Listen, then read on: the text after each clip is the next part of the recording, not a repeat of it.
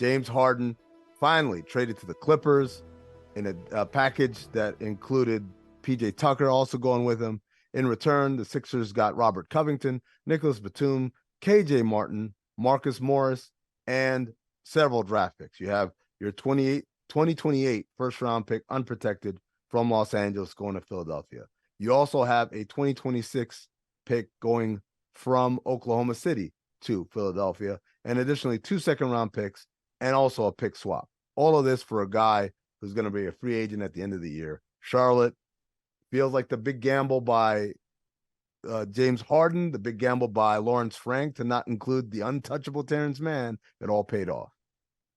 Terrence Mann. If I had a nickel for every time we have said Terrence Mann's name, I mean, first of all, when we get into the draft picks conversation of any of these trades, it starts to feel a lot like math, and it's like a marching band starts playing in my head, and I don't even know what's going on. So I'm going to focus on the players themselves. Right now with the Clippers, this means we have James Harden, Russell Westbrook, Paul George, and Kawhi Leonard, which is like the island of the, like, not misfit toys, but like toys that maybe have seen better days. And I just would like to say that as a 34-year-old who also feels completely broken down by her career in sports, I get it. I get it, guys. And you know what? You might be fine, you might not be fine, but you got a lot of money. It's funny. I saw someone on Twitter say that Harden and Westbrook are like that couple that made a vow that if they're not married by 40, they'd marry each other. Right? Zito. Shout out Zito. Yeah. Also saw another funny one that I saw is that get you a friend like PJ Tucker, because that guy is ride or die. He's been with Harden. This is going to be his third team with him right now.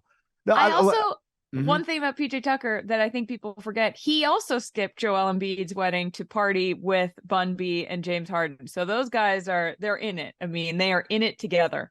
We were on this months ago, right?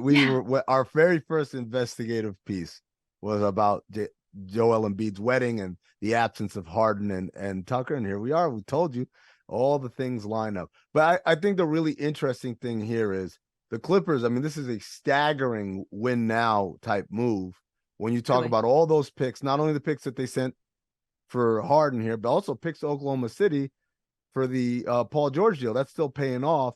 And by the way, in order to get that extra first round pick to Oklahoma City from Oklahoma City to send to Philadelphia, the Clippers gave up a pick swap to OKC.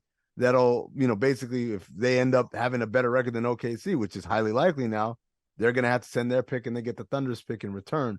So you've got a multitude of things happening here for this Clipper team at the same time. Not a whole lot of long-term guarantees for any of this. Not only that it'll work or not, but that any of these guys will even be around, because we have several free agencies impending there. Chief among them, obviously, James Harden is going to be a free agent next offseason. First of all, yes, some of these guys might not be around. It's a huge gamble. It's sort of like the Rams in 2021, except I think they probably had a better chance of winning in this situation in terms of the win now. I also think that the Oklahoma City being so deeply involved with this is like, you can't write that. Like, this is the best reality show. We've got Harden and Westbrook start off there together. Harden leaves. Westbrook comes to Houston, it all falls apart. They're going to try it again. I can't fully, it's the fool me 4 times situation. Maybe, I don't know. Maybe this time it'll work. I like that. Like, maybe this time it works. My other favorite thing is if Daryl Morey doesn't take whatever he just got as a platter and turn it into something.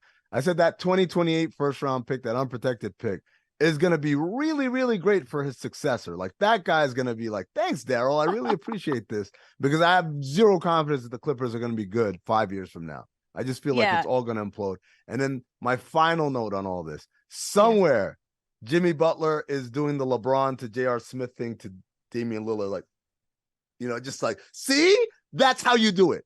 So let it be known for everybody. Again, you want what you want. You get what you want in the NBA when you make a mess. If you're professional, if you do all the right things and say, I'm a good guy, I'll come up to the facility, I'll do all the right things. That's what happened to Damian Lillard. He didn't get what he wanted. I get it. He went to Milwaukee, and that's a good team, but he didn't get what he wanted. James Harden got ridiculed, and he made a huge mess. He got what he wanted.